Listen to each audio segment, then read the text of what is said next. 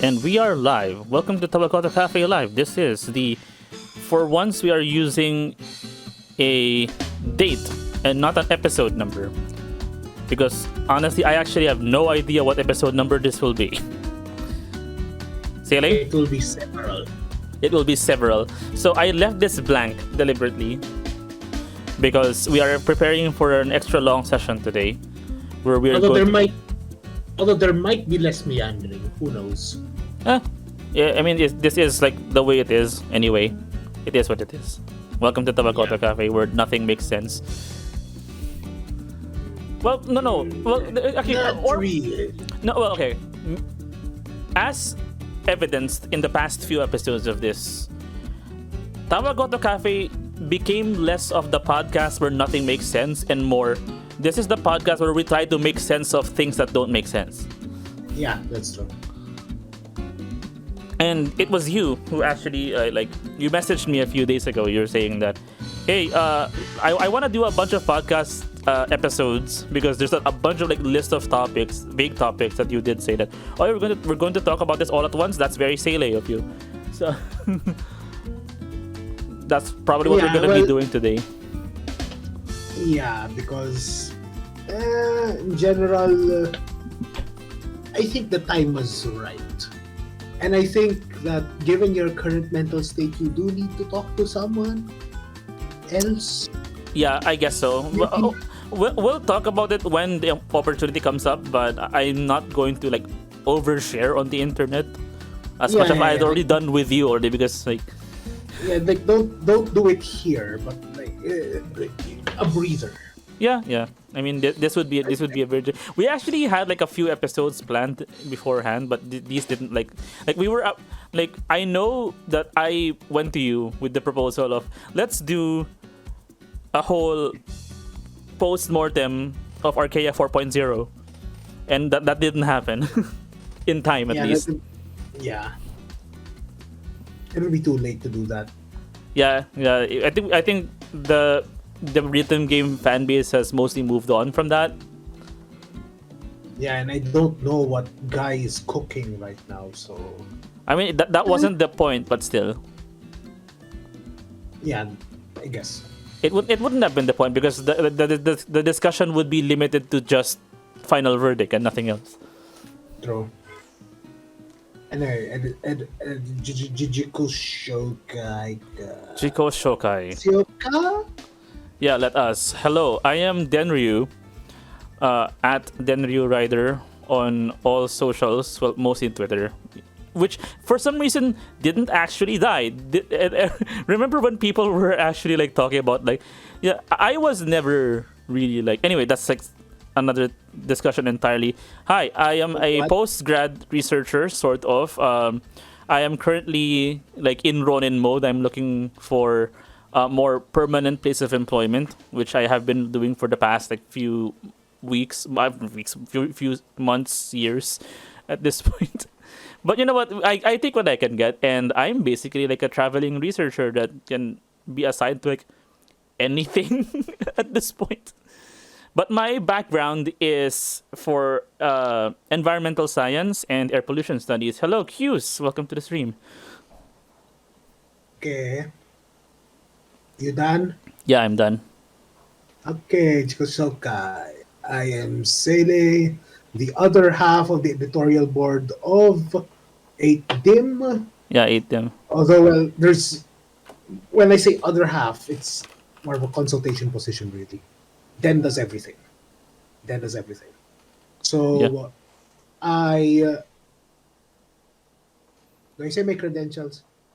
I mean, if you think it will be relevant for this, I mean, I said mine by pure force of habit. Do you do this on a regular basis? Just on the podcast, especially because we just did that for episode 12 with Honey. Okay.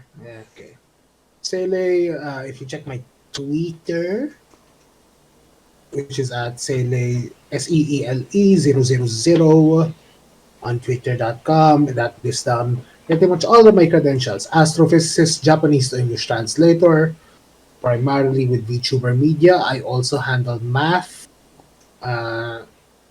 social science analysis, media analysis, but those are more of like hobby stuff. And as of recent, audiophile Oh ish. yeah, that was one of the things that you wanted to discuss today, didn't you? Yeah, yeah, it's more of just me getting back into audio rabbit hole, but that's gonna be for later. So that's going And to be like the Zatsudan for whenever we get the serious topics out of the way. it depends. It might be an in betweener. I don't really particularly care when we sig into that. That's fine. But yeah. And then as something that Den doesn't know, and pretty much everyone here will not care for, I am single again. Oh, you're just going to put that statement out into the internet? Yes, I don't particularly care. But yeah, I'm single again. I am not going to pry into that. I'll do that off stream. Yeah. And no. Well, to TLDR things, it actually worked out to the point where, yeah, be good. We good. Yeah, you're good. You're good. I'm actually on better terms with my ex now than I did when we were. When you two were still dating. Yeah. Yeah. So yes, I am single once again. Okay. Whether or not I'm looking is another. Anyway, so Well, my relationship status is something that I probably cannot really disclose right now because people are listening. I mean, okay. So by all intents and purposes, you're also a VTuber. Okay, so Actually, let's get into the weeds already. By all intents and purposes, you're also a VTuber. yes. Okay, so How's that working out for you? So to preface this, yes. So what you're looking at right now is the Nakanohito, the person underneath the VTuber, Wataru Denrai, who is also inhabiting this exact channel that I did not bother to rename Wataru Denrai because for reasons like this one, like this very show, because I know that this channel was still going to host the show going forward, and I wanted the Denryu Rider channel on Twitch to basically perform functions more than just me being a VTuber. So this includes this, and that includes possible future projects like music stuff, music related things that I cannot really do as a VTuber per se.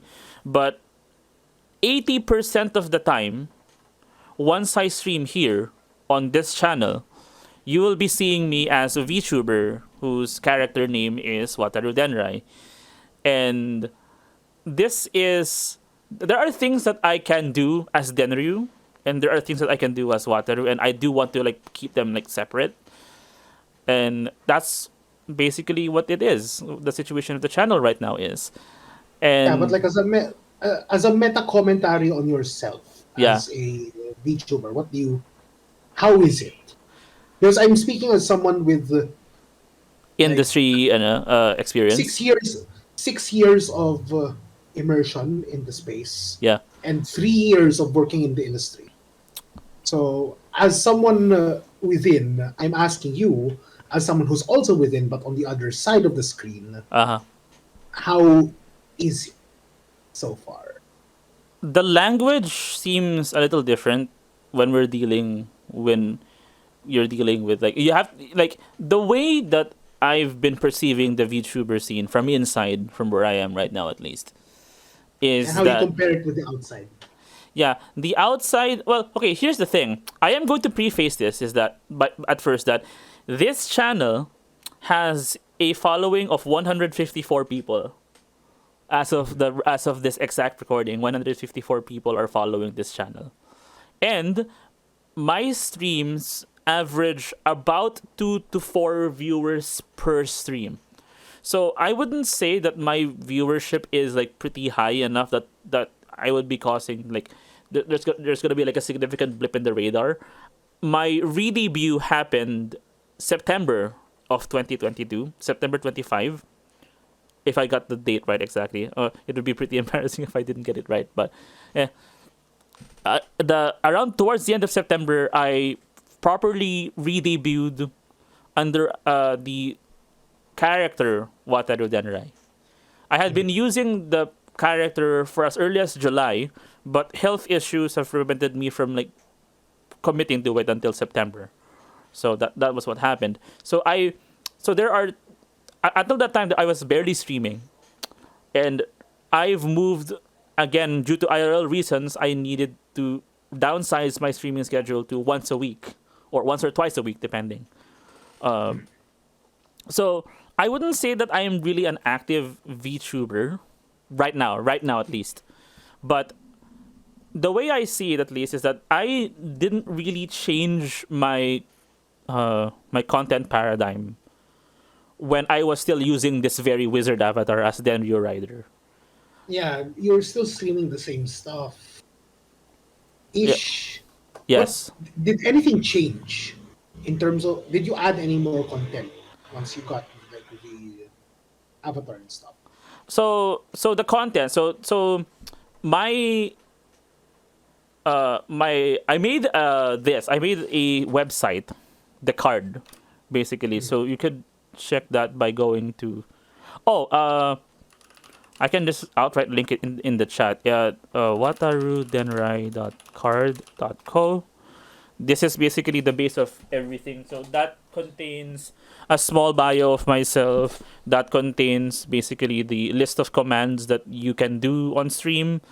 A bunch of things like that. And that will also be like a receptacle of lore in the future as well. But ever since I started as Wataru Denrai, I've actually been adding more and more lore bits to the channel. But the way I approach the character of Wataru is that it's both an ongoing character and a backstory.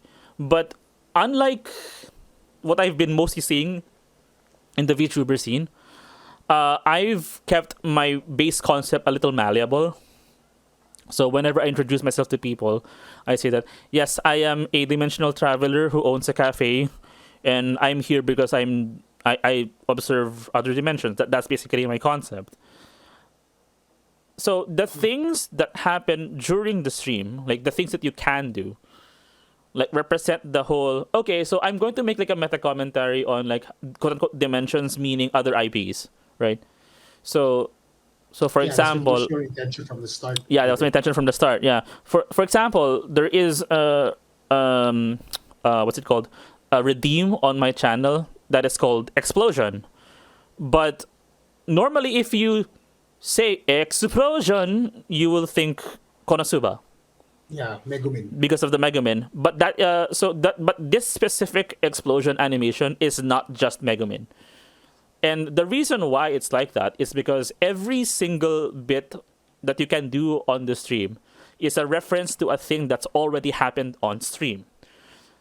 So in my case, this is the reference to a playthrough that I did of Chrono Trigger, where all the items, all the characters, all the bosses are randomized. So you won't know what you're fighting. You don't know what sequence of events you're doing. You don't know which characters you'll be having in your party and what spells you have to begin with. So what happened was I got the character Magus, who you're supposed to get at the end of the game, as my first character.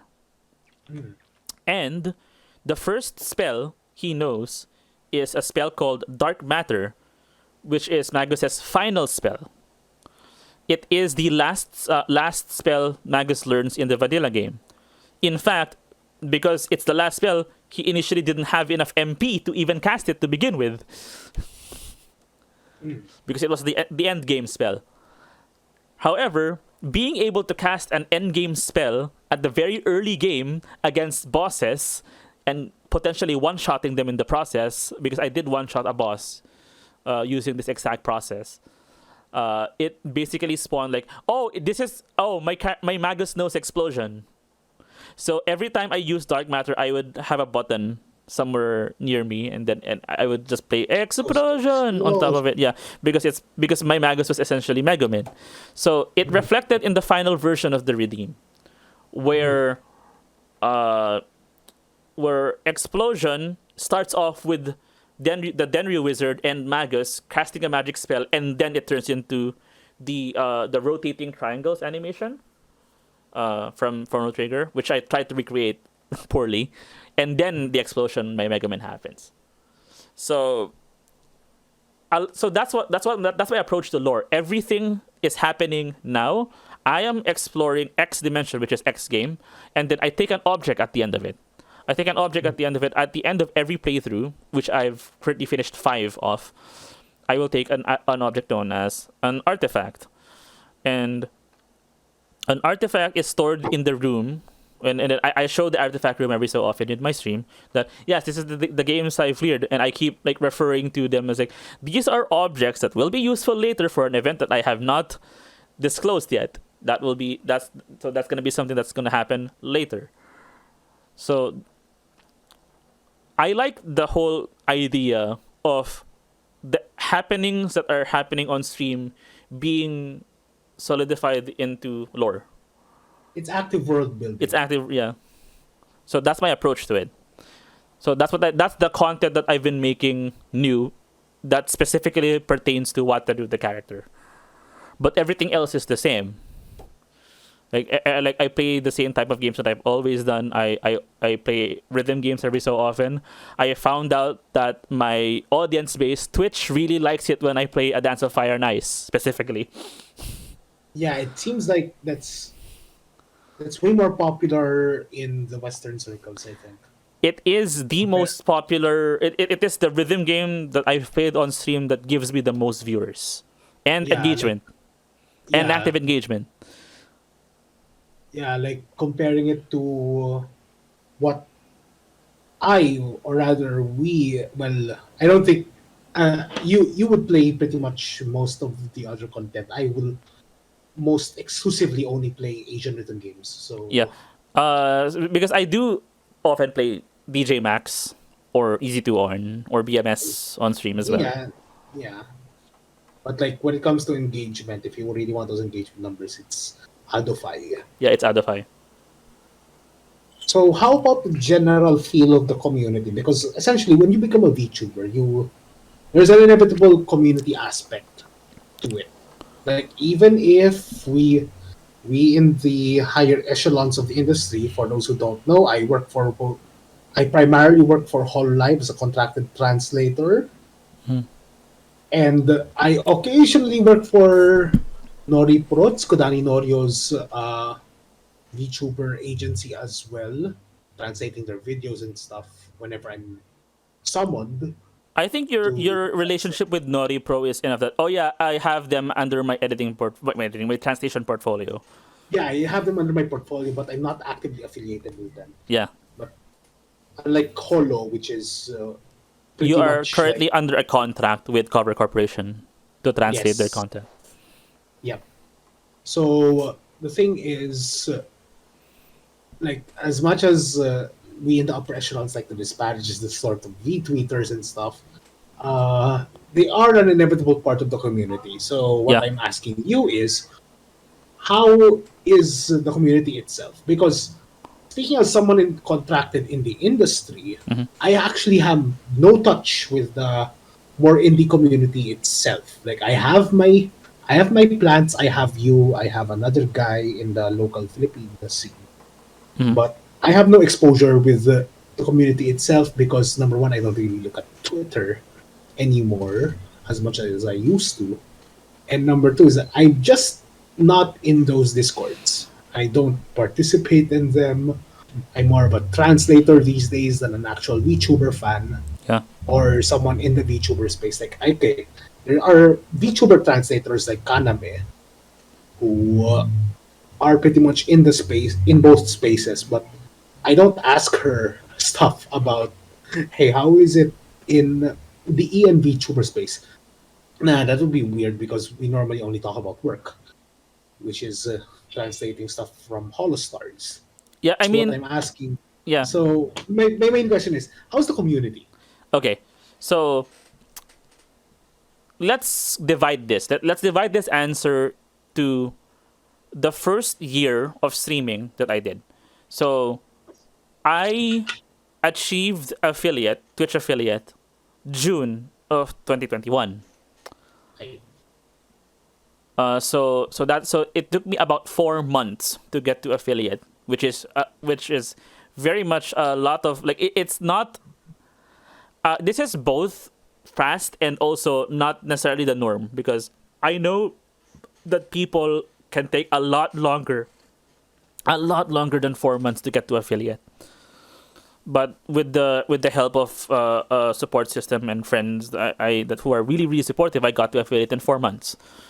So between the time, which is June 2021 and July 2022, which is when I shifted away from Denryu as Denryu to Denryu as Wataru,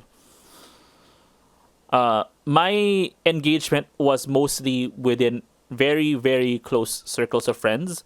So my networking had become focused on mostly just streaming between a group of friends that I've met on the internet. So that's basically like, and I never really tried getting much out of that specific circle for that first year, because honestly I just really wanted to play games on the I mean, internet. And and it's also like a bit.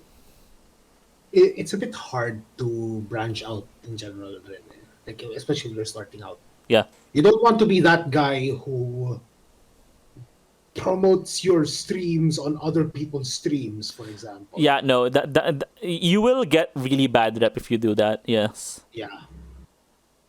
So like it's best to start small. Oh wait, hold on. I got a thing. What is going on? Okay. So I see that there's a thing going on in the improv GC. That I will maybe talk about that later. But where was I? I was in the phase where. So okay. So the two friends. So this all started from like a meeting, right, in 2019 before the pandemic, where I met a mutual friend of ours, Goro Kaneda.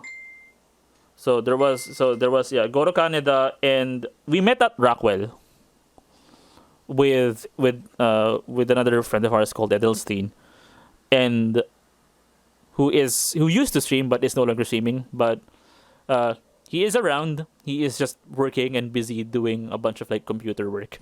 And we met this guy. There is a streamer. His name is Ormakuz on Twitter. And basically, we talked about like streaming, I think, at some point. And we all sort of started around the same time, actually. Goro, me, and him. So all started streaming at about the very early 2021 kind of time range. Ormacus has since gained 700 more followers since, although he has been on an unintentional hiatus due to Sky Cable being Sky Cable. How long has he been streaming though? Around the same time as me, but longer, slightly, like a month. Okay. Because as I said, we all started streaming at about the very beginning of 2021. Okay. And Goro, who is the moderator of this channel, is moving away from Twitch to use YouTube as the primary platform on which he's streaming. And he's trying to branch out to get a primarily Japanese-speaking audience. How's his Japanese so far, by the way? So to the point that some of his streams are still kanji benkyo. So They're making it. They're making it a point that okay, my horchata has arrived. Thank you. They're making it so like Goro is making it a point to learn the Japanese on stream, and then sometimes when I'm also around, I was like I tend to also do random on the spot translation work, so that translation from what to what? From English to Japanese. It's good practice, but at the same time, your Japanese isn't good enough to do that. Yeah, no. So sorry. What I mean is like, Goro is not confident enough with is spoken Japanese yet. Spoken Japanese yet. So sometimes he gets me to translate what people are saying in chat. Okay. So from Japanese to English. And then I try and say what he says in Japanese to the chat. Yes. I've had instances where that I needed to do that. It's challenging to do it in such a manner because Wait, hold on. Is Goro fine with hearing me saying this? Like, I feel like I'm throwing him under the bus with this. I mean, if it surfaces, then I will grill him for it. It doesn't matter. It doesn't matter much, at least from my perspective. You have to ask him. Yeah. Personally, I'm a fairly harsh critic with regards to Japanese learning. So, gambare. Yeah, he just knows about that. But recently, he has been taking a break anyway from streaming. To be fair. Yeah. So Goro, if you're listening, we support you. Try not to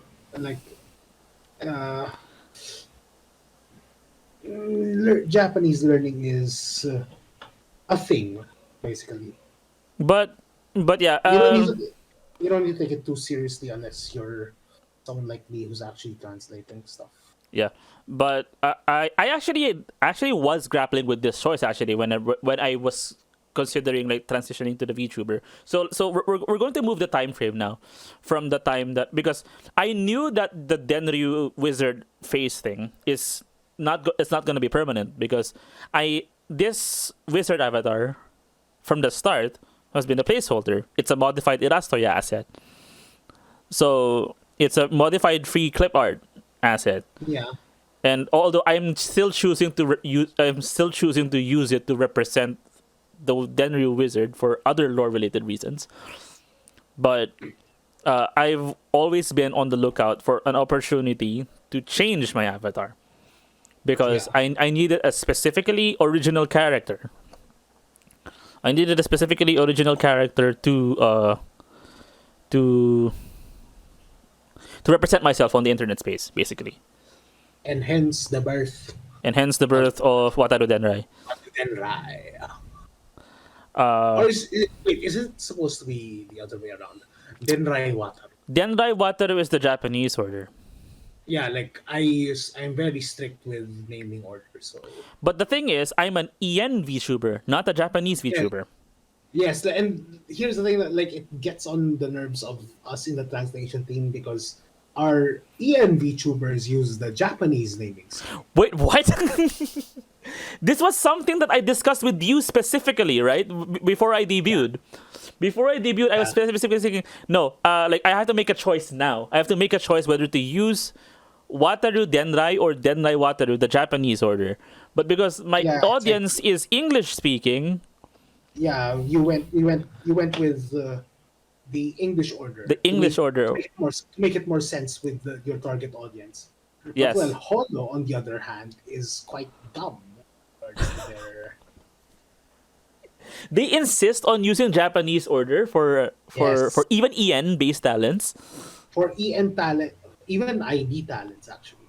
Oh well, okay. To be fair, there are some EN talents which do not use quote unquote Japanese order names, and that actually even adds to the confusion a little bit more. Actually, I mean, Ame is official. Her official profile name is Watson Amelia. Yeah, it's Watson. Wait, it's Watson Amelia, right? Watson Amelia. Yes. When supposed to be, well, everyone just calls her Amelia, Ame. So the other way around. Like we insist on using Japanese order for English talents, and it doesn't sit well with us. But at the same time, we sort of got used to it. Like once we had the Tempos Batch 2 come in, everyone just accepted the fact that everyone's names were in the opposite order. And this is this is also a thing that, like, for example, like let's say you are a music artist who is affiliated with Hololive.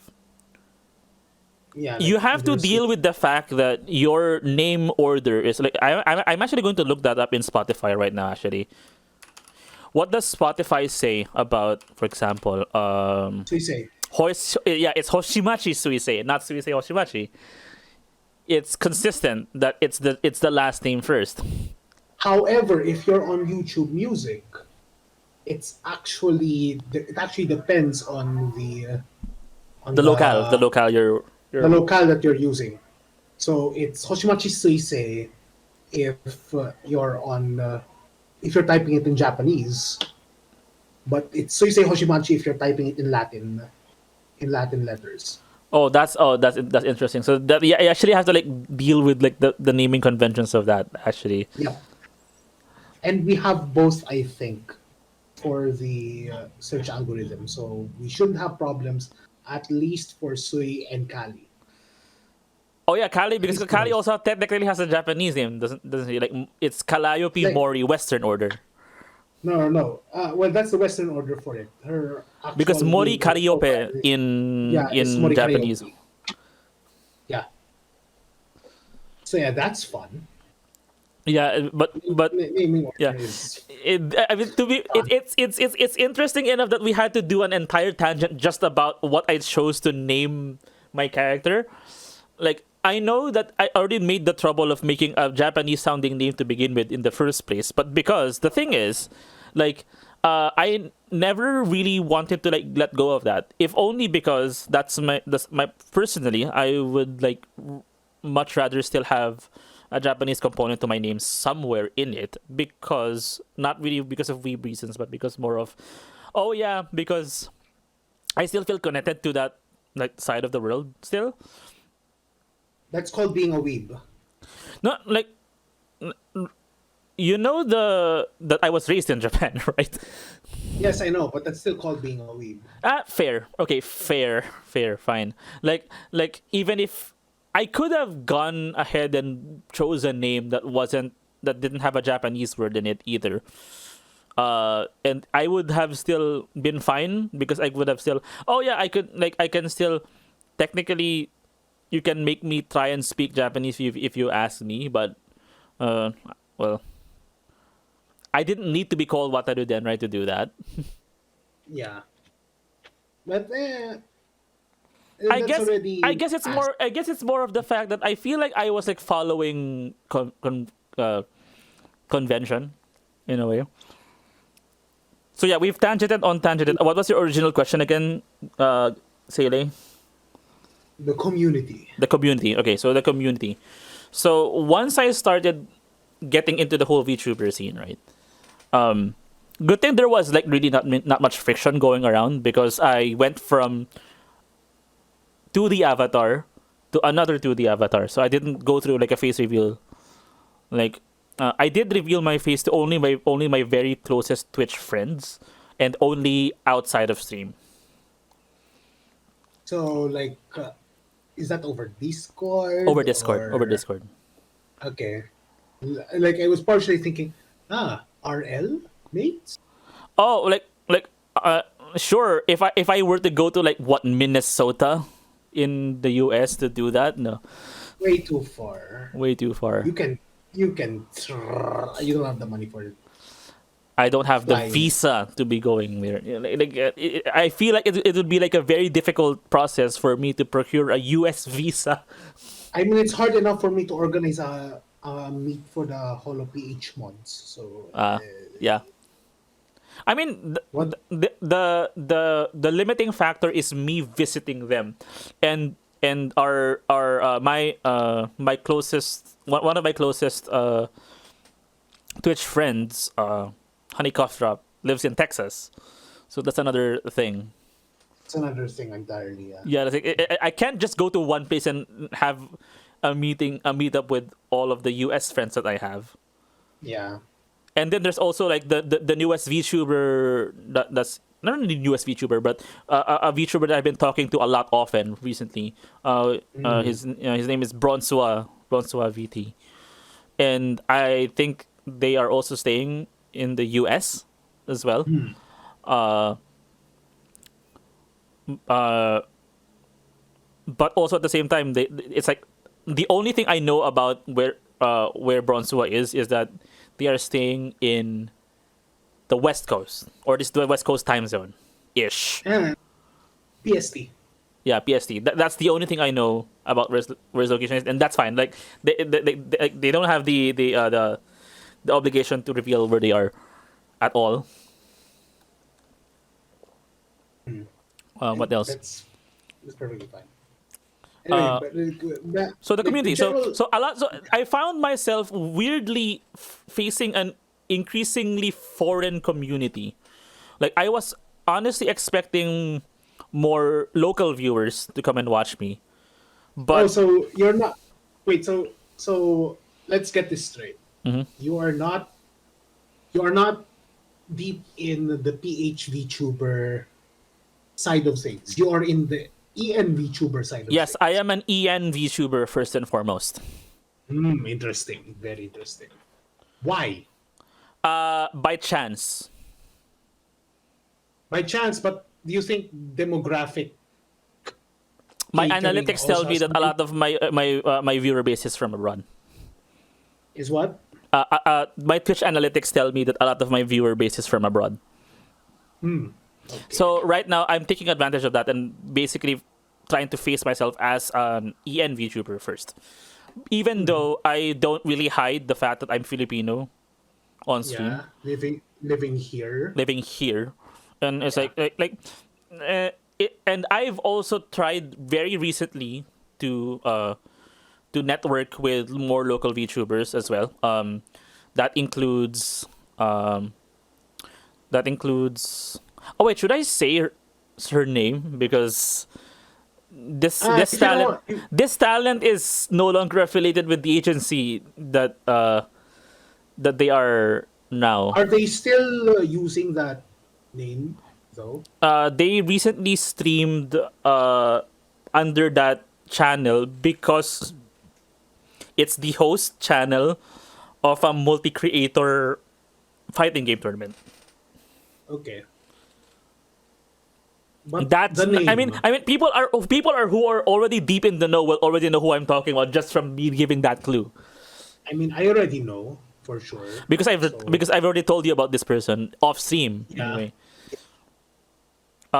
Who else? But- Who else have but who else have I've been trying to network with? I tried to network with people from the now dead agency Yashin. Or specifically, or I started because I started with Carl Lobster, and then I was going to go check out the 4 other talents who were in Yashin at the time, and then dissolved. suddenly the agency dissolved. Or Edison. Edison, who was working for Yashin at the time. Yeah. Should we go tell that story about us? But yeah, no, that's a tangent. No, I'm not gonna tell that story. He probably doesn't want me to anyway. Mhm. So have you tapped into VJ's magical resources No, I have not No. asked him specifically for those yet. about those yet? If only because Granted, I have had a weirdly image of us Of what? being very susceptible to in-person drama. I mean, well, that's the general PHVTuber landscape. Yeah, But I am more curious about the talent themselves. yeah. Well, so basically, what I rather made a commitment to myself actually after basically having links to Nijisanji audition forms being sent to me. It's like, oh, sige, Denryu, you should try apply. for- You should try out. And I did. I was prepared. I sent one application, and then I was preparing another application that didn't make it in time. But also, by the time that I have been actually getting the applications for Nijisanji EN and Holo Stars EN, I was like, actually, you know what? I don't think I want to be an agency VTuber right now. At least my feelings right now is that I don't feel like I want to be an agency VTuber. There are pros and cons to it. There are pros and cons to it. There Yeah. are certain things about the way I do things that I feel like I cannot make any compromises on. But for the most part, it's mostly because of IRL reasons, due to things that are going on outside of my life as a streamer. Uh, but also at the same time, it's like, It's hard to make the commitment, yeah, basically. it's basically hard to make the commitment. And here's okay. So this goes into another thing that I do want to say about the community. Actually, is that because you did mention something about quote unquote VTweeters, right? Uh, Yep. the thing about the whole VTuber business is that you generate hype, right? You generate hype. You start with a character concept. You already have the design in mind, and then you basically try and hype yourself up to get a certain minimum number of followers and Twitter engagements before you even debut. Yeah. I was not about to play that game. I have zero patience to do that. Like Denryu, I as the IRL person, has have zero patience in doing that. If only because I like, have. I don't think it's viable either, to be honest. yeah, because The VT, what promise do you have that you will even have an audience at the end of that process? yeah, the important thing is to garner an audience first. Yeah, Personally, it's like but what you did was the path that you took, like streaming a bit first and then deciding maybe I want to get into this VTuber business, and then you yeah, invested in the and that's the more correct path in my opinion. yeah, because I think I mean we've talked about this off stream, but I do want to put this out on record as well. Is that the me and Seele operate on very similar wavelengths in terms of our philosophies in terms of media creation. The Yes. reason why Team 8 Dimension even exists as it is because of a set of principles. One, we make content for its own sake. Two, we have decided as a unit that me and Seele will not monetize the Team 8 Dimension channel in any way. We will not accept sponsorships or any monetary compensation for what we do for the content that is specifically on the 8 Dimension channel. Yeah. My case is a little bit more malleable because I have accepted the Twitch affiliate thing already. Now am able to receive financial compensation for what I did. I in Like fact if actually like my main thing here is if you're receiving money, that's great. I do not want any part of that. yeah. So that I mean, and Denryu Rider, the channel, the Twitch channel, Sealy has no input in this. Yeah. He has complete editorial freedom as well. Yeah, and I realized I that only for hear example, that's why I've consultation. also decided to split off my upcoming like stream highlights and things that are related to specifically Wataru Denrai to its own channel. Yeah. But that because there is no currently no content in the Wataru Denrai YouTube channel right now. It exists, but I haven't formally announced it yet because there is no content in it yet. It is time for you to get your own editor. That is not yourself. Not yet. You don't have the money for that. Eventually, yeah, because there is a lot of content, especially like look, I am editing stream highlights from 2021 when I am still Denryu and not Wataru. See? So I yeah, mean, I have a lot of like current backlog, but the next highlights is going to be a Wataru video. hmm. So I'm going to try and get a balance of all the new content every so often. But yeah, sorry, I lost track actually. What was I supposed to say next? Peters. So VTweeters, because of the whole like the hype thing, right? Yeah. Yeah. So the thing is like I started streaming to begin with because I literally just wanted to like I just felt like because this kind of desire to me stems from a very deep rooted thing that like even me as like a very young child, like I always was the kid with a video camera where I would just randomly take videos of everything I see. Hmm. And that kid with the camera still hasn't left in me even now. So the whole yeah, I stream on Twitch now. Yeah, sure. I play games because I play games for the sake of but I stream for the sake of me streaming playing games. And that has been like yeah because I find satisfaction in the fact that I'm able to like make content of myself and then that's it. And when I say I do want to make like friends on Twitch at least, these are like people I do want to like network with on a relatively regular basis. So as much as possible, I do want to try and keep my relationship with people, especially VTubers that I get to know, like this. But for agency VTubers, well, to be fair, agency VTuber singular. No, wait, no. Well, two. I have interacted with two local agency affiliated VTubers, both of which are now no longer affiliated with an agency. Okay. So formerly agency affiliated VTubers. Yeah, and there was definitely the sense that I'm an audience. I'm an audience in this matter. Like I don't really see myself as being anything more than an audience. Like but I'm part of the wider community at large, but also like well, yeah, there is that kind of like feeling. There is kind of like that feeling that I'm mostly, this is a circle that I can't just barge into, especially because like I am technically a VTuber myself, even though, and especially because I'm independent, I feel like I have to promote myself. There is no agency promoting me. But at the same time, it's like there is like a community of people who are really supportive that I find, especially in the last 2 months or so. And it's thanks to them that I even got past 150 followers to begin with.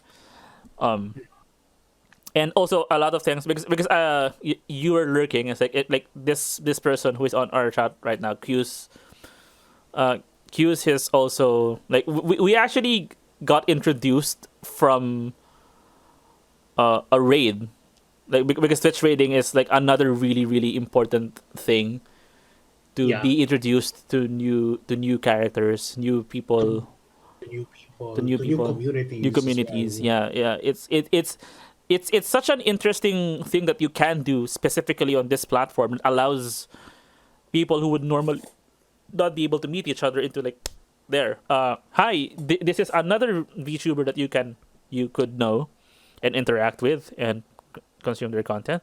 That's interesting because like there's always this sense that the world is such a huge place and there's a lot of people that you can meet. And that kind of, I'm still in that phase right now. As of my current, like, I am a really, really small, in the grand scheme of things, in the 6 digits, in the hundreds of thousands of VTubers that exist in the world, I am just a blip. You're a molecule. Yeah, and I am like content that my small existence as a very small VTuber right now, at least. Even though of course I do want to get big, right? Like that's a thing that you actually have to like grapple with, you know. Like why else would you be placing yourself on a public facing platform such as Twitch and like you continually like promote your content and like try to get more people to watch your content? It's that, but also at the same time, I'm not really interested in the numbers for the numbers' sake. Like, and I mean, I did say in my re-debut presentation, that hey, I'd like to get 200 followers by the next time I have my channel anniversary, which is like next June. I don't hold myself that I need to be getting that milestone by then, and it's a metric of success for my career, quote unquote career as a VTuber. It's just a thing that can happen. And that's a good mindset to it, my opinion. Because really, especially since streaming is a volatile thing. Yeah. In terms of career path, it's not necessarily something that everyone can do. So some people just do it as a hobby, for example. Yeah. And it just so happens that some people make it this sort of hobby. So I mean, I do consider myself a hobby streamer also, first and foremost, and like the fact that like I was like super content at being a PNG tuber with the whole new character design, and then Taste Like Coke suddenly decides to show up and it's like, oh yeah, I want to practice using live 2D cubism. Here's a model of your face. Here's a rig of your face, and now my face moves sort of. Tastes like Coke is Yeah. like he's not 100% on board with the look of the quote unquote final product, but it's serviceable. It's a lot. I'm surprised that I'm actually in this stage already. It was surprising to me as well that he decided to like, hey, can I read your stuff? Yeah, it's like, He's like, okay. I'm like, are I you mean, sure about yeah, that? yeah, especially knowing that like uh TLC doesn't do characters that look like me, like Wataru. Yeah, like that man wants booba. That man draws booba. Female booba, not male Well, booba well, female booba, necessarily. female booba. Yeah, not male booba necessarily. So it was out. It was left field for him because I know the guy personally as Yeah, well. it's like yeah. From what I had known of the guy, it's like, wait, really? You want to do this guy? But maybe it's Yeah, like so maybe it's the personnel collection, like shining. he wants a portfolio in a sense. Like he does want a portfolio for live 2D for some odd reason. Like Oh yeah, he, I mean, technically, we haven't talked actually about it in the sense that because TLC actually wanted to like do a tweet using like showcasing the rig, but I forgot to follow him up about it actually. They're like, oh yeah, you can do that now. Like you've been able to do that now for months. I actually why forgot. hasn't he? Why hasn't he done it? He has a fairly large audience and has sizable-ish connections to the GEN. So like, it's not bad to Maybe do it. maybe it's because I don't know. I mean, He forgets. I guess we can talk. I guess we can talk at some point. Like, hey, Remind him. Ping yeah, him in my you server. can publicize this. It's been out already. It's not as secretive as the stuff that we do in Holo for sure. No, it's not. So I mean, his name is in my credits page in the card website. yeah, so He's one of the two stream dads. yeah, so it's whatever. Can publicize it. Unless he's not particularly proud of it, in which case he That should be seems to doing be it. that seems to be like the direction that That he's going into. yeah, Or that because he has said to me that, oh, I want to revise the mouth rig. then it's up to him whether he wants to do it or not, and then That's publish up to it. him. That's up to him. Yeah, you guys talk about it in that way then, Yeah. because honestly, it's a good part of the portfolio. I don't know what motivated him to start doing live 2D all of the sudden, In considering fact, that he's already actually, fairly. like we've talked actually recently, and I think the next technological leap that we want to see is that 2.0.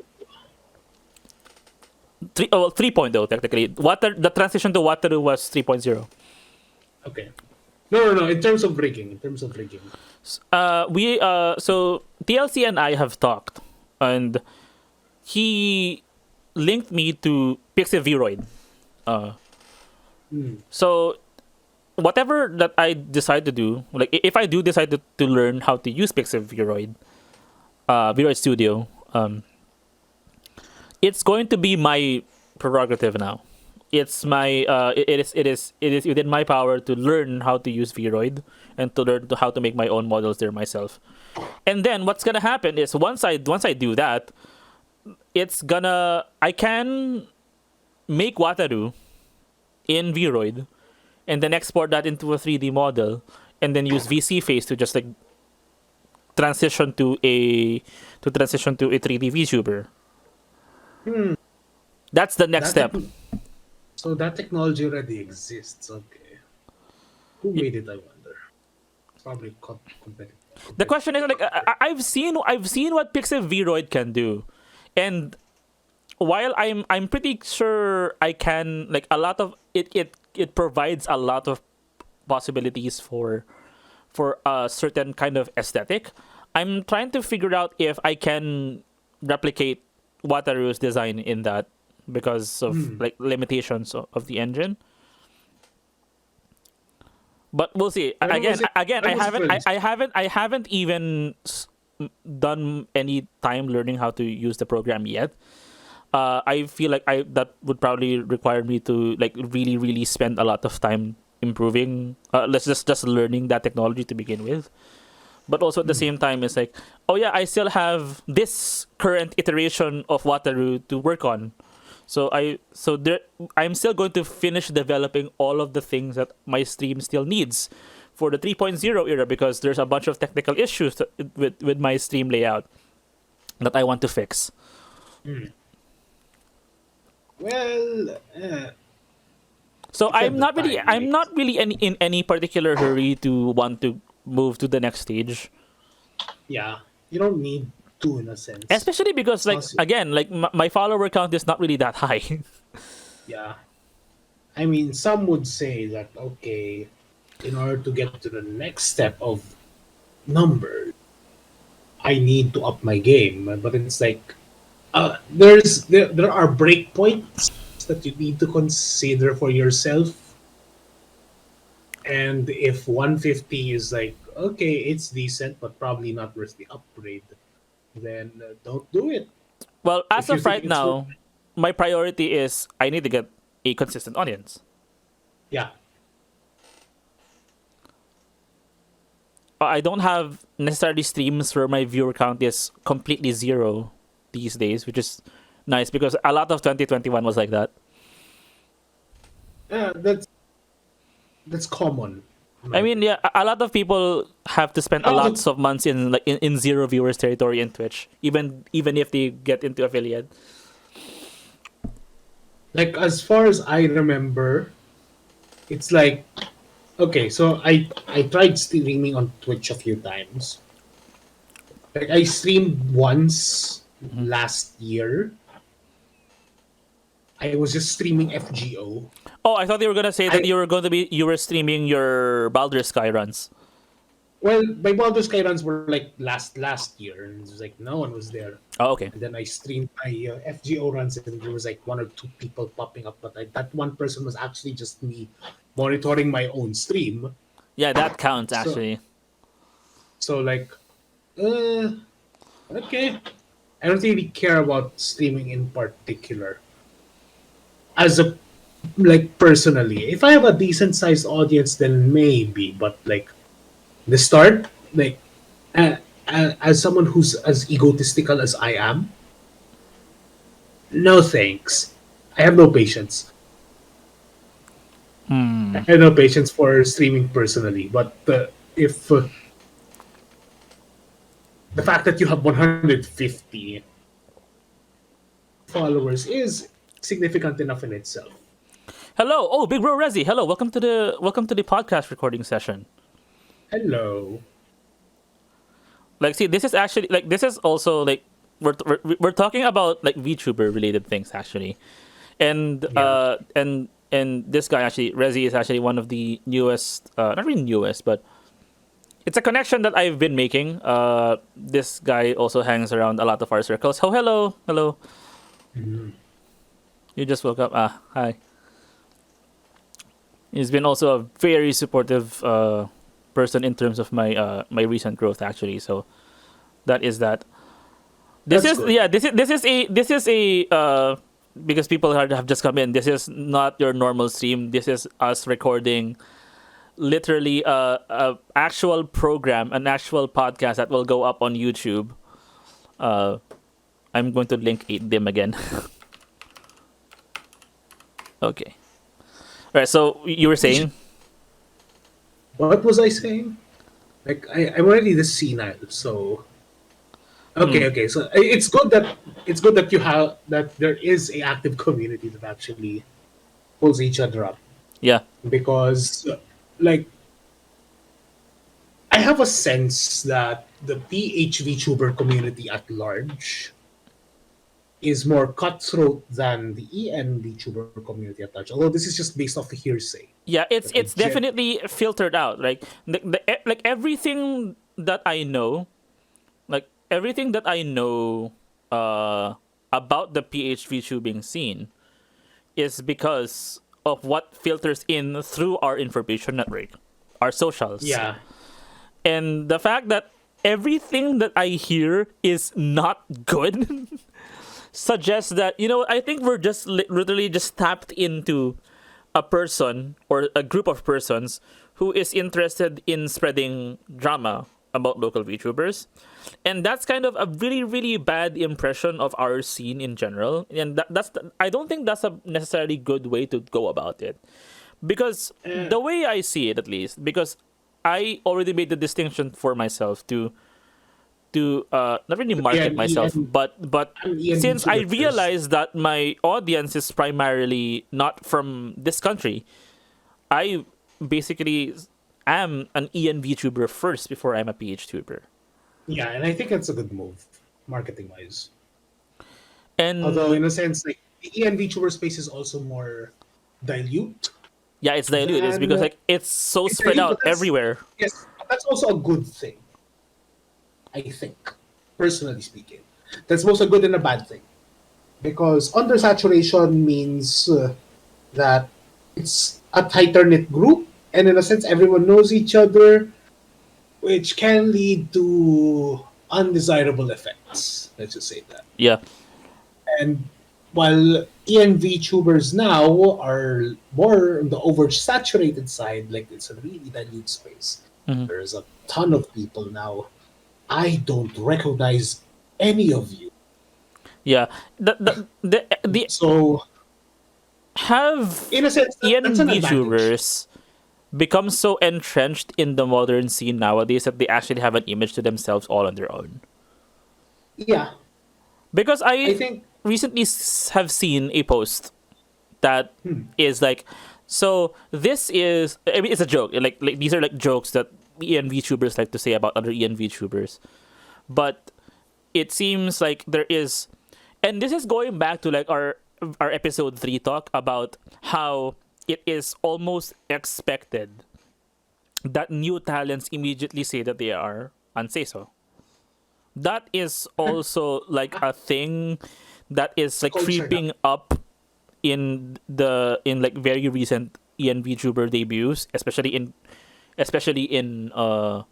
agency VTubers, but also at the same time especially in queer spaces, actually, even.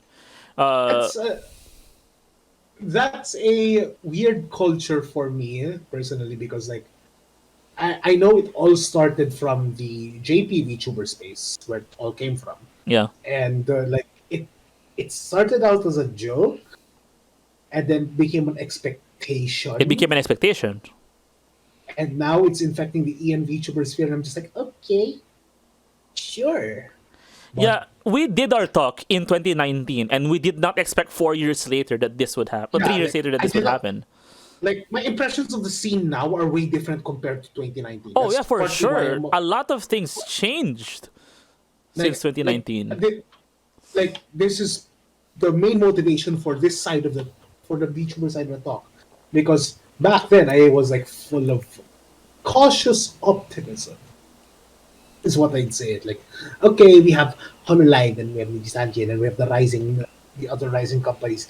And now the landscape basically changed to Holo, Niji dominating the international sphere in terms of like corporate. But then you have a sea of English-based VTubers and stuff, along with other languages as well. And over time, like progressing as both a viewer and someone in the industry, I am now an old man. Yeah, also, I think you are distanced far enough from the content itself that you wouldn't say that discussing things is a conflict of interest on your end, because you're really not really involved with anything else except the translation bit of it. Translation side. So even even if you did work, even if you do right now work for Cover Corporation. Yeah. It doesn't, like, I can no, the thing is, I can speak my mind because I work with Cover. I do not work for Cover. Yeah, okay. That makes sense, actually. Like, you are a contractor for them. Yes, I'm a contractor. I'm not an employee. That gives me more speaking freedom with regards to. Although I still cannot outright badmouth the company, but Honestly, wait, hold on a sec. Actually, that actually reminds me of something. Like, we can discuss this. Wait, can we discuss your past work? Huh? Uh, No. wait, no. No. Okay. I Oh can, yeah, oh yeah, I okay, can, yeah. I can state that I've been working with Cover Corporation since April 2020, but I cannot state what I've worked with them for the company prior to all of the translators being revealed in 2021. Oh, okay. So that means that specific thing that I wanted to talk about is off That limits. Got it. Okay. Yes, it's off So limits. yeah, okay, it's off I limits. cannot So state my involvement there. Although I will say that just by that very statement, I am saying that I am involved with that section of time as to what that doesn't narrow was it I down doing, much, actually. To be fair, unless you're smart. But yeah, or you have the prior context that we have. yeah. A lot But of people have figured it out anyway. They just don't care. So, yeah, yeah. So either way, so sort of like got, I can't really make that point anymore. But all of this was going to illustrate that that the translator actually has a voice somewhat. Like, we're now going to move this to a more generalized direction, where I'm not gonna single you out anymore. Every translator who works on Japanese to English content, whether in an official capacity or whether if you're a fan subber working on an anime translation or a scanlation of a manga or a translation of a visual novel, yeah. you What about are imposing your own author's voice on it, even if you've said, like, even if, like, that's an interesting about the whole concept of localization is or translation, right? Like, even if you say that you want to quote unquote translate this as literally and as faithful to the Japanese source as possible, that is still a decision you made in terms of your That's true. authorial voice. Yes, but here's the thing about translators, the good ones at least. They simultaneously have their own authorial voice to it while fleshing out whatever intent was already in the original text, or in my case, in the original content Yeah. that was provided. Like, if you're a good translator, you can become a chameleon. Mm. You have to, because otherwise there are a lot of less, not really less scrupulous per se, but less Less uh, experience, you would say, or not really. It's like they don't try hard enough. okay. There are translators who don't try hard enough to understand completely and capture the essence of what they're translating, and that applies to me as well for a lot of cases, especially if I'm not in the mood to translate something, even though I have to because it's part of my job. Mm.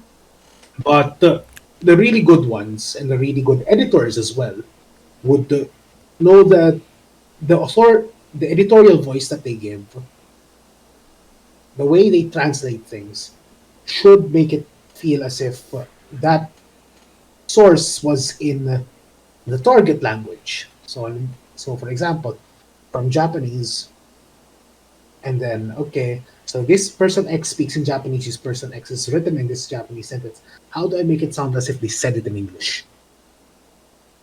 That's the that's the platonic ideal minimum of what the translator should be able to do.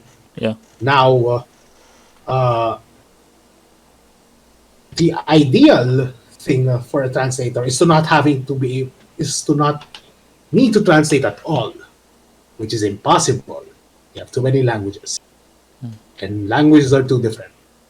So in the end, the ideal that we have is how do we make it sound that the idea in the source language, in this case Japanese, is presented in the English language in such a way that the idea is still there.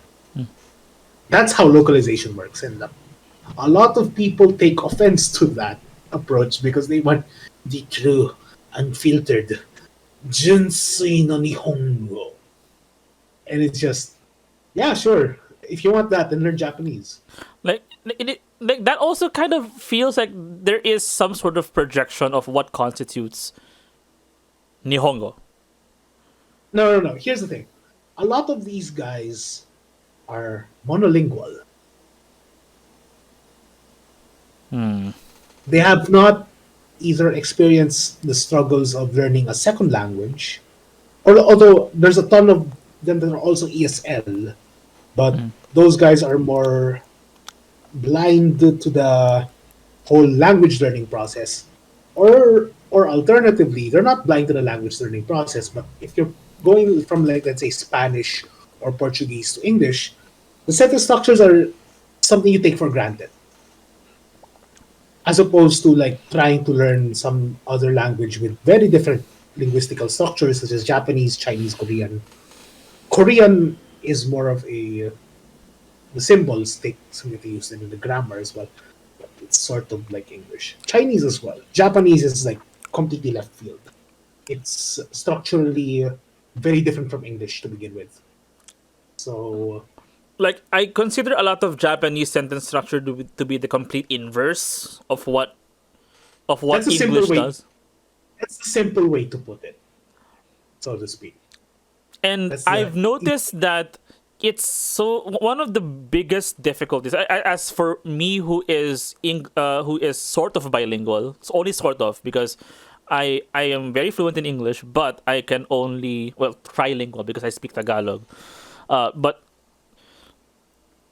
the nuances of Japanese I haven't gotten. Like I would put myself in an elementary early high school vocabulary level Japanese speaker. I mean, in terms of grammar, I also equally suck, and in terms of speaking, I am even worse. And one thing that I've noticed about Japanese media and how, especially if you're trying to translate that into English, is there are works. A lot of media deals with partial sentences.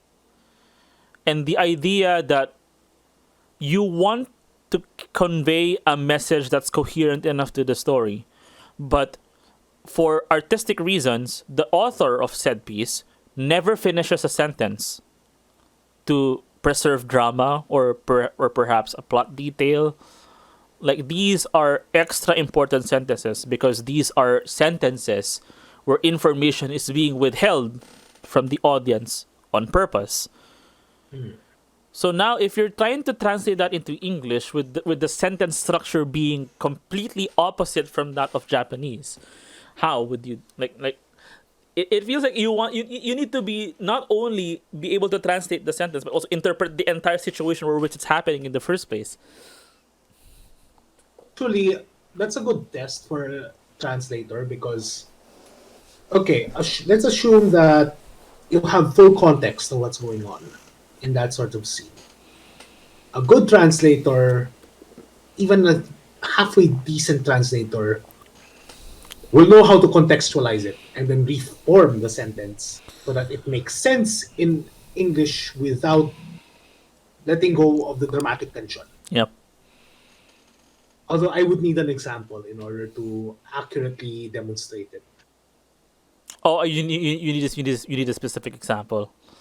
Yeah, but like I've seen it multiple times, and there are different approaches to each situation.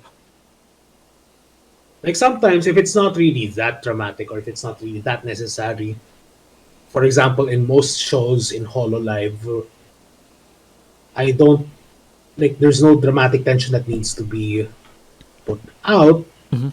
especially in the cadence of a sentence. Then I will just invert the sentence entirely. It doesn't matter for me. But if there is some sort of necessity there, I do get lazy sometimes and translate it invert with the inverted sentence structure. So in that case, I get a ton of comma splices, and then my editor just throws it out and then rearranges it to something better. Comma Or splices. if or if my brain is actually working that day, I will actually translate it into something more sensible in English. So that's one thing about it. Wait, But yeah, translation. how did we get from how did we get from VTuber community to this? I this is the Yeah, nature of the show. you let me tangent into translation because you asked about translators in general. Oh yeah, because I The was translate- asking about like image, like the image of ENVTubers. Yeah, Like but that's a weird tangent to go off on. yeah. But I guess we should like realign this a little bit. So back to what I was saying about the image of VTubers. Uh what was I gonna say? There is a sense that you can have a certain niche in the community that you want to like fill. Like if you want to fulfill a niche in terms of like this is a for example there is a popular tag on Twitch called cozy like because recently Twitch allows you to now set specific tags for your own content. You now have an assortment of like 10 tags that you can assign yourself, Okay. and the one of the most popular ones is cozy. And it's interesting like ENVTubers are well, at least there is a huge cohort of ENVTubers who characterize themselves as cozy streamers and try to build a very welcoming, like chill atmosphere with their viewers, as opposed to like people who are loud. But there are people who do like to watch those kinds of streamers too. Where do There's a you lot. classify yourself? I have been classified by a lot of people as a cozy streamer, even though I don't necessarily self-identify as one. Uh, Especially because like my voice is in a really pretty low register to begin with, and I don't really have extremely like strong reactions on screen. Yeah. Like I don't like I don't really quote unquote, mileage like may hype vary. myself. Yeah, but the viewer's mileage may vary. Yeah. But I do want to foster some kind of like friendly because like the idea that sounds like like Resi is one of those examples, like because a lot of Resi streams are like just chatting streams, but also at the same time there is like a layer. Like a lot of the cozy streamers are often people who play not very intense games. So what's gonna happen is like there's a lot of conversation that goes on between the audience and the streamer. Meanwhile, you play Yakuza though. The funny thing is that when I was still playing Yakuza, a lot of times the conversation in chat is completely unrelated to what's going on in the game. Well, that sounds like a Yakuza stream. Yeah, like and the good thing about Yakuza specifically actually is that yes, the main story is very intense, and a lot of you can get into like random fight encounters by just playing by just like randomly walking around town, and people notice you and they want to beat you up, so you beat them up. But even then, like it's just a routine button press. If you're a good enough gamer, then you just don't really pay attention to what you're doing anymore, and then you just try and like converse while stuff like that is happening on stream. And I think thematically it fits Yakuza to begin with. Because Yakuza is like a set of random things happening to Kiryu. And Majima in the case of Zero, because I played Zero. And your chat is also just talking about random stuff, like in the background.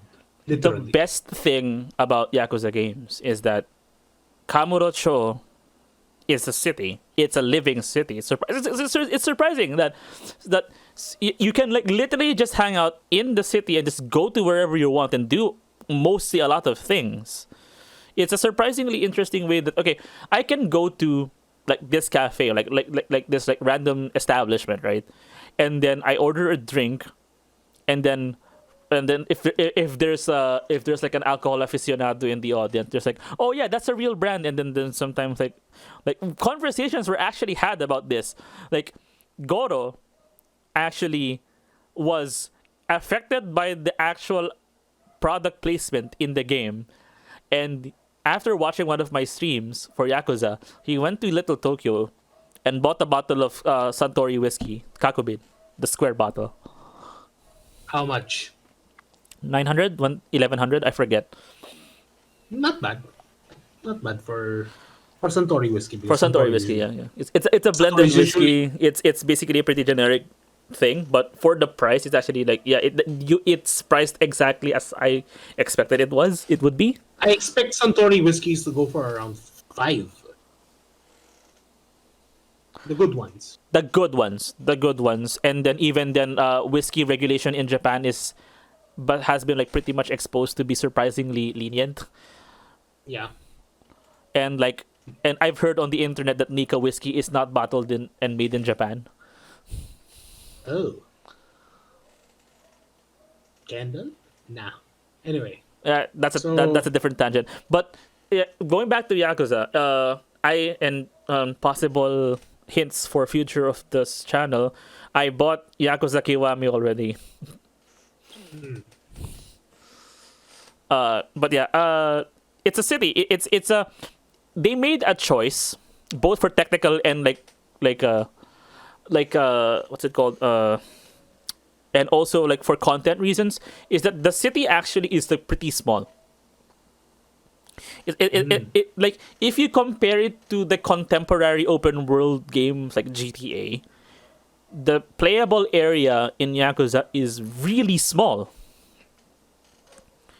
Like Kamurocho is literally just the like a few square kilometer area that corresponds to somewhat the real Kabukicho, and Sotenbori in Osaka is basically literally just Dotonbori Bridge with a few streets above and below it, and that's all you get to explore. But keeping it in such a small enclosed area actually allows it to feel more alive, surprisingly. I think that's really a decision that they made for Yakuza in general. Although I have not played any Yakuza game to begin with. Yeah, it feels like it's a very interesting experience. Anyway, from the audience, Rezi says he wants to say that I could consider myself cozy because while I do have a lively personality, I'm not aggressive towards the audience. There are different levels of cozy. Yeah. Like, okay, there's the cozy that's just chill. There's also the type that's lively but relatively chill with the audience as well. Yeah. And then there are people who will wrestle their audience into submission. I feel like you've encountered talents that are like this actually in your work. Yeah. And actually in the latest whole EN batch, oh yeah, they know how to wrestle their audience. They know how to wrestle hard. Which is good because if you're such a big streamer and you don't know how to wrestle your audience, you will die. Like, not mentally die. Mentally, oh yeah, Rezi's entire concept is that he's a wrestler. Yes, but at least he doesn't wrestle his audience that much. Like, you don't need to be aggressive with your audience to keep them around. It can be lively, and that's fairly entertaining within that of itself. It depends on the audience, basically. Some people would like to brawl with their audience. Some people like that as well. Some people in the chat would like that as well. But there's a reason why there is something for everyone. Yep. In this space, which is good. Variety is good.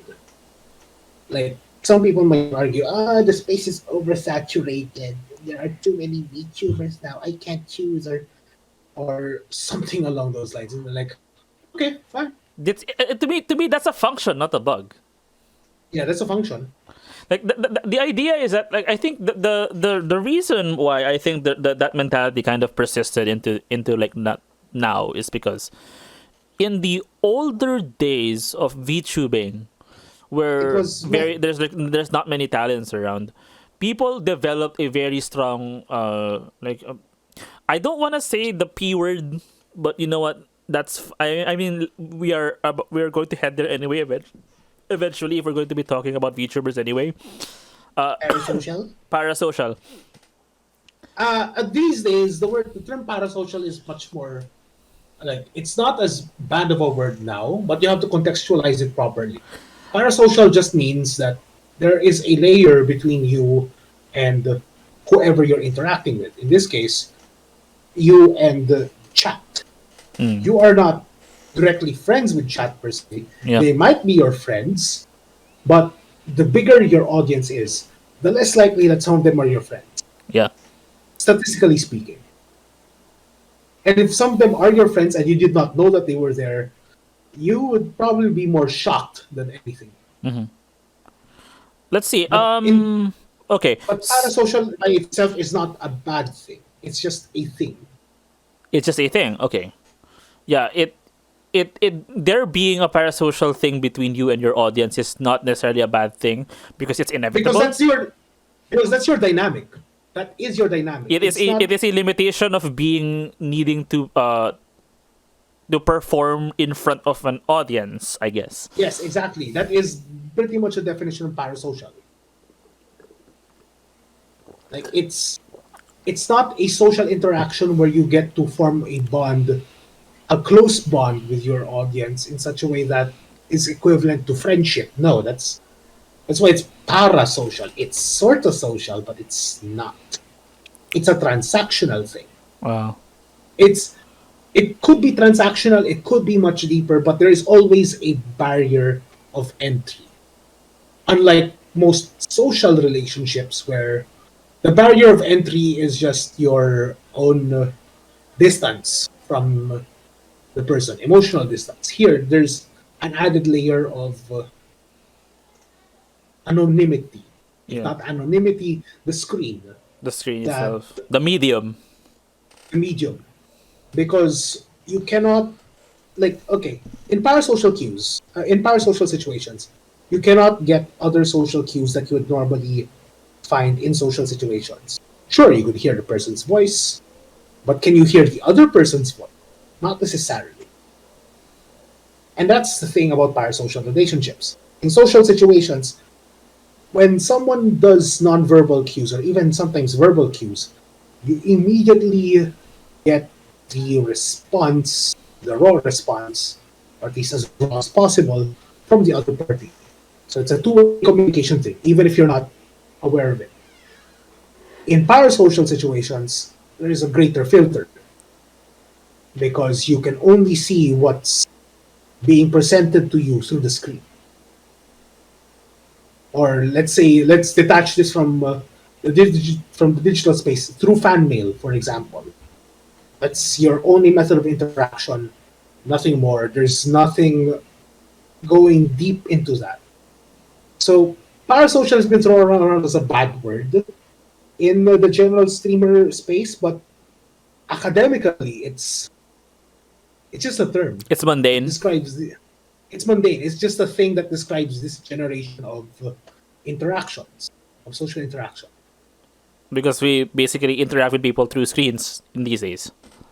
Well, not just that. The entire streamer thing, the entire not really celebrity, but Performer. more of, A performer. Let's performer and audience interaction is inherently parasocial. It can become social off stage. Oh, I can also put in improv analogies to this because Yes. because the audience directs your performance. It's a prompt. The audience will always give you a prompt. But Yeah. you, the performers on stage, have to perform with just that. That relationship between you and the audience is just that. It's transactional in a way. Yes. And the thing is, there is a power dynamic between you and the audience, but you also have agency with that sort of thing because the audience gives you a prompt, but you choose how to interpret that prompt. Yeah, that's It's the not best improv set in prompts are stone, definitely basically. things that you can impose your own agency At to. least that's how I see it.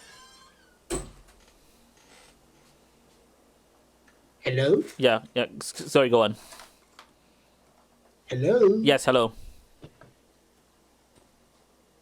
Oh, did the connection fail on your end? Hello. Are you alive? Yes.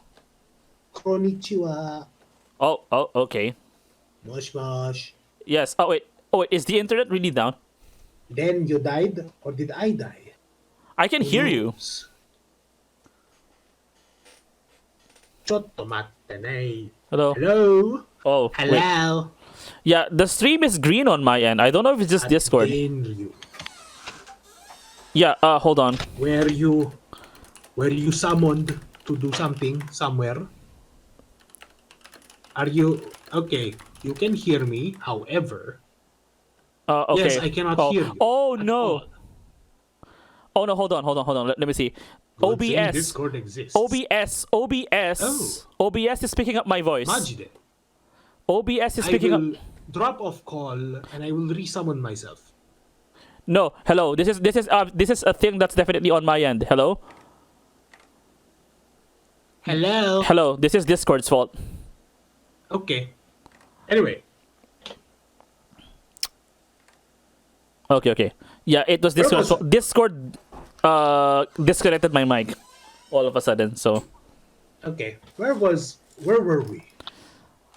we were discussing the nature of parasocial stuff. parasocials. The nature of So anyway, that I was just going off tangent. But so what were you saying? I did not hear you. Yeah, I you were just saying hello because I think my voice suddenly just started disconnecting. Yeah, but the thing is, like, I only realized that you were not responding after a while. So when I said hello, that was the moment I realized I did not hear anything that you were supposed to be saying. It just kept going on and on. Oh, that's probably future Denryu's problem. Yeah, but the thing I did. So what were you saying? Oh, what? Okay, so because I had no idea what you were saying. So because you could still hear me when I was still mentioning the improv stuff. okay. So recap from there. Hold on a sec. Yeah, there is an IRL thing going on right now. Somebody is. We need the cable. Cable. Yeah. Try looking for it in here. In the box. It's fun to have more cables. Yeah, we're looking for an AC cable. But sometimes more cables is messy. Got there. Well, I wouldn't be able to see it actually. Oh yeah, it probably is in dun sa room. Go look for it first. No, the emoto is here because she is looking for a cable. Yeah, so go look for it first. Okay. Should we go to intermission first then? Sure. All right, intermission. Although I'll probably keep on talking. Contact lenses. No, there is an intermission is screen actually. guaranteed to help you find things more easily. Contact lenses. Wearing these isn't guaranteed to help you find things more easily. Why? Don Quixote's open book. My friend. No. You killed your friend. Ano to? Bakuchi ka na The naman? mailman who was also there at the time. Why did you kill... Oh, I remember this. Tell me about sodium. I remember It that is an one. element that the body needs to Tell work me about properly. soju. Sodium It is is an involved element in your that the body body's needs to regulation work of both blood pressure and Soju blood is involved in volume. your body's regulation It of is both also blood pressure required and for your blood nerves volume. and muscles to work correctly. Sodium is found naturally Hello? in most foods and is also added to most This is processed intermission foods. screen. What I want to bank on Wataru is currently on a hopefully I will short break. get hammers. The stream will resume shortly. I Hey, manifested team. it. What did I just say? Tartarus. I said I wanted hammers. I feel like this is gonna be like a meta thing. I will like probably take this recording of you reacting to the actual intermission screen and then put that in the intermission screen. I mean, sure, because like But now we have this. that's fine. That's so there's gonna be an intermission screen inside of an intermission screen. The stream will resume shortly. Subscribe to our channel. Yeah. Oh yeah, Team subscribe 8 to our Dimension. channel. Yeah, 8 Dimension. Exhibition point 8 dim. Yay. Anyway, are you done? Yeah, we are done. Okay, where were we? Oh yeah, question. We have a thing about not cutting, sorry, leaving our episodes uncut. Yeah. I mean, Should I leave that uncut, in? It's a yes. it was a technical issue. Yes, because that's pretty much the policy with regards to me, Okay, okay. at least. That means I will leave that entire section in then. Okay. Yeah. Anyway, where were we?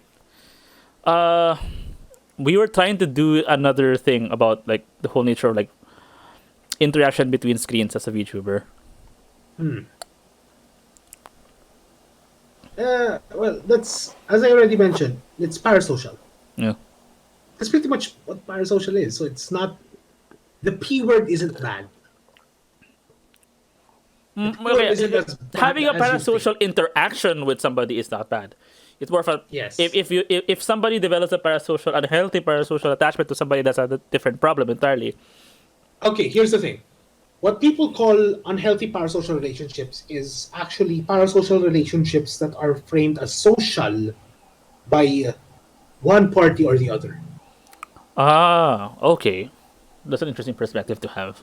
Yes, because if you just stick to it as, okay, this is a parasocial relationship, I am the streamer or I am the audience of that particular streamer, then you would know how to play your power dynamics there. Like, okay, I send super chat, I expect nothing more. I just like to support streamer X, or I am a streamer, I provide content to them, and like they are fun, and I like to keep my audience, and that's about it.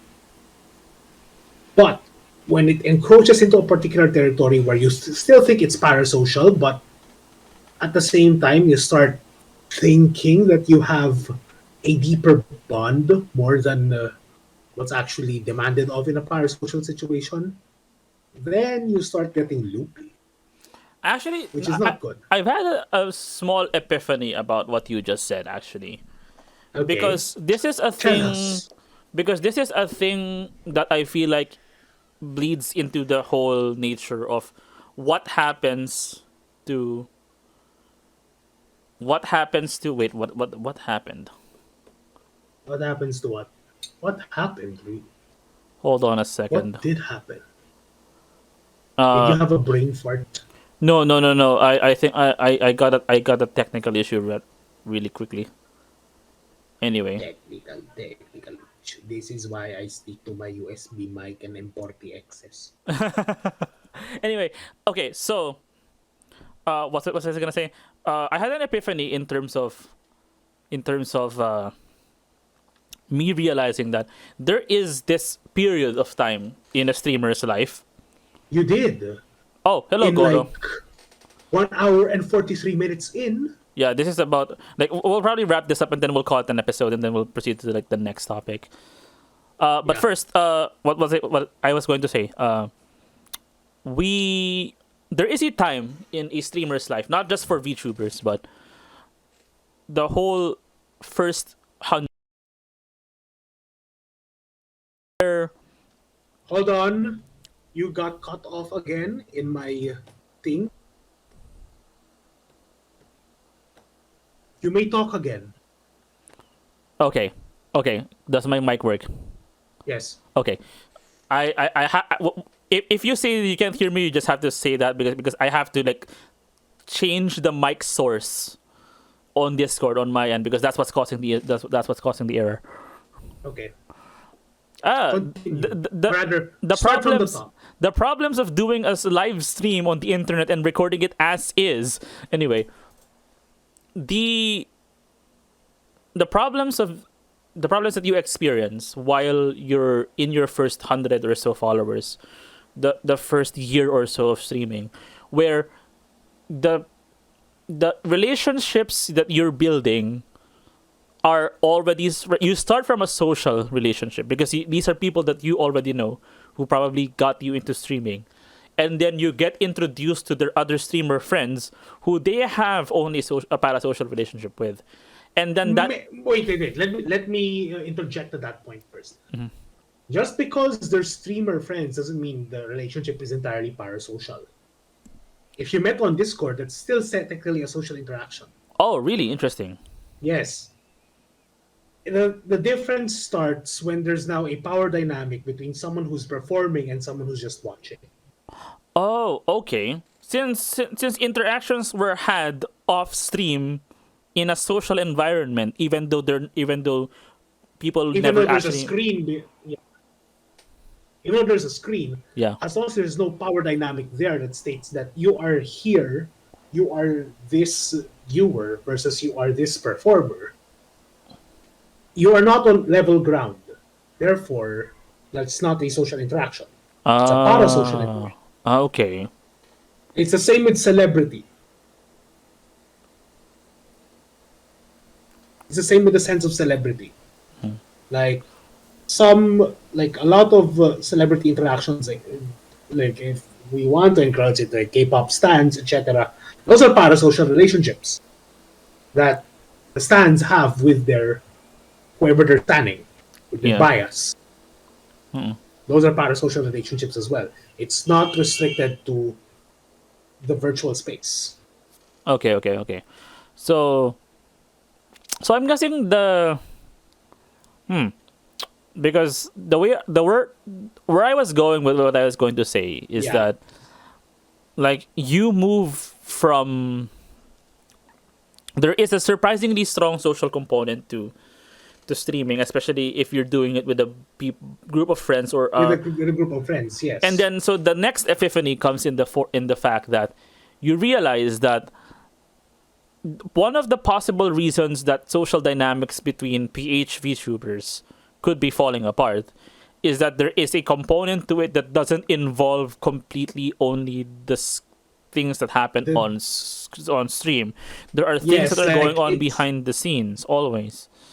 yes, actually, that's It's a not the funny thing. VTubing scene that's ruining them. It's the fact It's the that social scene. It's the social, yeah. background to it that throws everything into the gutter. Like it's fun to watch, but at the same time, it shouldn't be happening. I are you the type of person to be getting satisfaction from following like tabloidish news, or but then again, like that's also within your not your authority, within your purview to try and figure out how to manage, right? Okay, here's the thing. I used to lurk Sankaku Complex. That it's a bad site. Utterly terrible. Tabloid.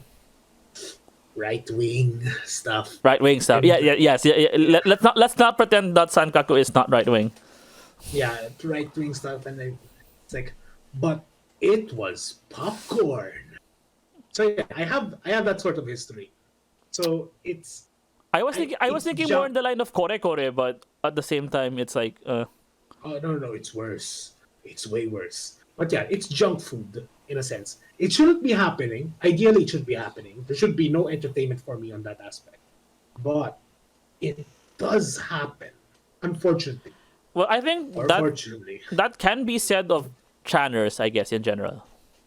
No. I mean, I'm going back into the VTuber space. Like, such drama does happen, and the reason why people chance upon it is simply because We are exposed. minds- We are exposed to such things. our minds are poisoned by such Yeah. aspects of interactions. Like you So, are connected. You all are in- connected with people who will give you Yeah, that kind of information. Yeah, I have the connections and all. Like it's private junk food, but the moment that you try to step in, do not try to step in. Like, okay, this is funny stuff. And then at the back of your, like at the front of your head, it's like this is funny stuff. And then like as you slowly creep into the more rational portions of your brain, you're like, this shouldn't be happening.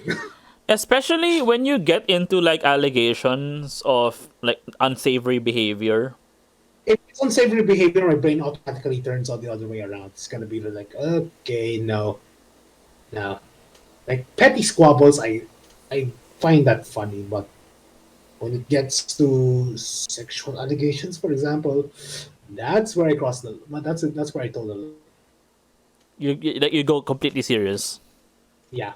I mean, to be fair, it's not. It's because anytime somebody makes that kind of allegations towards any talent in any scene, that's not. These are not like matters to be taken lightly. Yeah, like that's where I stop eating the popcorn and start actually thinking, what the hell is going on? Yeah, and for some reason, I have this weird perception that this happens a lot more than I think, and maybe that's just a perception thing on my end. I think that's sampling bias. It probably is. It probably is just sampling bias. Because you are seeing what I see in my pipeline. But which even is, then, what stuff makes it to me is already filtered by you. Yeah, that's true. So, and often enough, it's unnecessary stuff. It's fluff. Like Yeah. the PHVTuber scene is like, if you just look at like Kaheru and Kometa. Let's throw in Millie in there because she's fun. But if you just consider those guys, the PHVTuber scene is nice. And then when you get into the weeds, Yeah, it's only in the spaces where there's like these are like the 4-digit people, right? yeah, And like, Actually, the smaller weeds like us. yeah. But yeah, like a lot of parasocial relationships get destroyed because you consider them as social when they're not supposed to be. Yeah, I guess. Or if you do encroach it in a social manner, you you let the social fallout creep into the parasocial space. Yeah. Because parasocial can actually be considered safer as long as you know it's parasocial. Mm. As long as you know there's a dynamic there that you need to maintain. Anyway. Yeah, I think that's pretty much my thoughts on the current space. At least relevant to the more like you now as a developing VTuber. Yeah. Okay. Before we wrap up on this episode, do you have any more questions to ask me about specifically what my experiences are, or like because I think you might have still more of them. Have you collabed with anyone? Collabed with anyone? I have collabed with people who are not VTubers before. So you haven't collabed with VTubers yet. No. So I have only the last collab I have ever done is with a bunch of IRL streamers who have all shown their faces on camera. Okay. Well, except right. except the one. One. You've never shown your face on stream, right? No, I have not. Okay, that's fine. So it was a group of 5 people and 2 of us were VTubers. It was hosted on, you know this person. It was hosted on Honeycough Drop's channel. Yeah. It was the Halloween 2022 stream where we read My Immortal for charity. I need to ask Honey for the footage of that. That's fairly good, at least. Yes, I read My Immortal on stream, parts of it for charity to. As an aside note, trans rights. It was a trans rights charity. But yeah, like, okay, so you haven't yet collabed with people in the VTuber space, but you are actively networking, so. Well, I'm not done- actively looking for collabs right now. Yeah, you're actively networking, but not looking for collaborations. That's just gonna be like nosy. Yeah. And Well, just- I am thinking about getting some of my VTuber contacts as guests for this show, but that's like later, like second quarter plans at least. in terms of like time period. What's your plan to get to throw them on here? Like, what are you? Why Tawagoto? Why Why- not? Why not your regular stuff? Specifically Tawagoto, because it's a space where unusual topics tend to happen. So as you or as Wataru? As me. Okay. That Or- might be a bit weird, but like you can't. Again, these are things that are still like stewing in my mind. Like just in advance, I'm just gonna give you authority to actually do Tawagoto as Wataru if necessary. If necessary, okay. Like I'd recommend you doing it as a VTuber if you're If my interacting with VTubers. guests are VTubers, that's interesting. Okay. Exactly. Because like it's kind of awkward to just have them as a VTuber while you're a PNG. Oh, that makes sense actually. Yeah, that's a thing. That's a possibility that I did not take into account when we made this show. Yeah, it's like if you're talking with a VTuber, dress appropriately. Okay. So if there were to be an actual VTuber guest on this channel, then I'd have to do it. But here's the thing. But here's the thing. Like episode 10, right? That's episode 10, Goro. But we already know each other as Denryu and as Goro. That was before Wataru debuted. Yeah. So like that's fine. That's totally fine. And I was like, nah, don't do it. Don't do it again unless you have new topics to talk about. But otherwise, should be completely fine. But yeah. That's an interesting possibility that didn't occur to me that people might not know the whole idea that Denryu and Wataru are supposed to be two separate concepts. Okay, but sure. Yes. So I'd suggest like Tawagoto's free for all by my own personal principles. So but my suggestion would be that if you're going to use this platform to talk or just generally interview, collab with other Oh, VTubers, it'll definitely be like an interview thing for sure. interview with other VTubers, show up as a VTuber. Oh, that would be interesting. So it would be the Tawagoto Café with Seele and Wataru Denrai, and then the guest. If I'm appearing, I will not appear as a third, by the way. I'll not appear as a third. I will wear something more appropriate. Oh, interesting. My Okay. Twitter avatar. So you will be using the characters Seire written in kanji. Yes. Yeah. Something more appropriate. Like, I will not be a third. The third is just between us.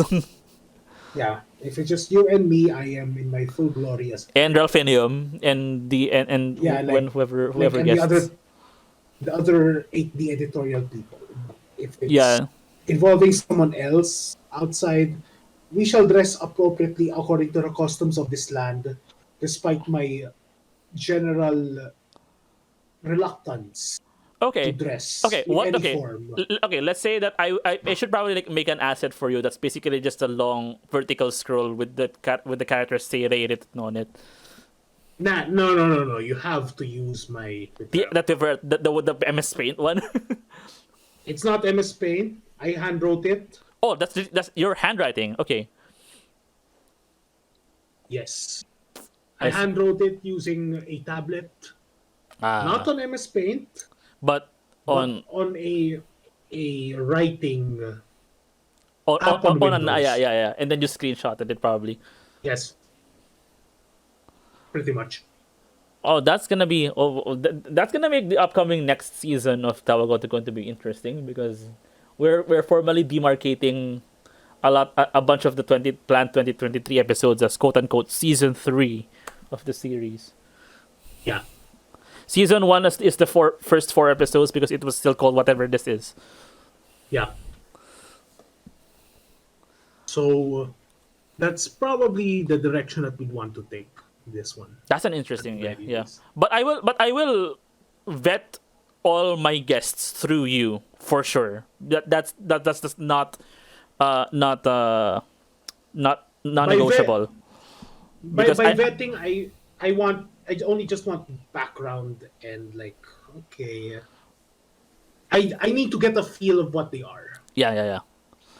So we are probably going to like do a bunch of like vetting first, and then we're going to decide what kind of interview we're going to be doing with this person after, Yeah, but- and then I have to make sure But that first- this person is actually amenable to an interview. But again, Yes, please get their approval before doing and before committing to anything. for sure. It's just that like I know few people as it is already. So yeah, it's gonna be interesting. I actually was planning on inviting Honey to be on the show again eventually at some point, but because I think they really enjoyed their time here last time. Although I actually have an idea of an episode that I will I will discuss off stream. Okay. But that's about it. Anyway,